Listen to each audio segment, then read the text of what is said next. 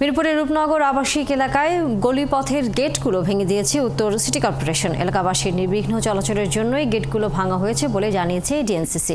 তবে এতে ক্ষোভ জানিয়েছেন রূপনগর এলাকার বাসিন্দারা। সুমন মাহমুদের প্রতিবেদন। সকালে মিরপুর রূপনগর আবাসিক এলাকায় অবৈধভাবে গড়ে তোলা গেট ও দোকানপাট উচ্ছেদ করে উত্তর সিটি কর্পোরেশন। রূপনগর আবাসিক এলাকার বিভিন্ন গলিতে থাকা গেটগুলো ভাঙার কারণে নিরাপত্তার শঙ্কা তৈরি হয়েছে বলে অভিযোগ করেন এলাকাবাসী।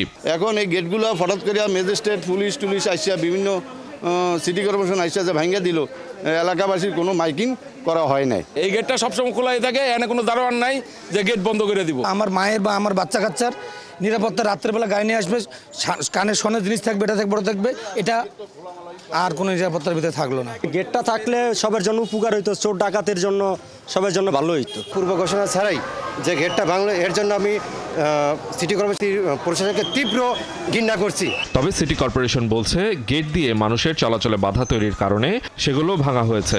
সাধারণ জনগণ যাতে নির্বিঘ্নে চলাচল করতে পারে এবং রাতের বেলাও যেন একজন রুগীর বের না হতে কোনো অসুবিধা না হয় এবং ইমার্জেন্সি কেউ যদি বের হতে চায় তার জন্য যদি কোনো অসুবিধা না হয়, নির্বিঘ্নে চলাচল করার জন্য আমাদের এই উচ্ছেদ অভিযান।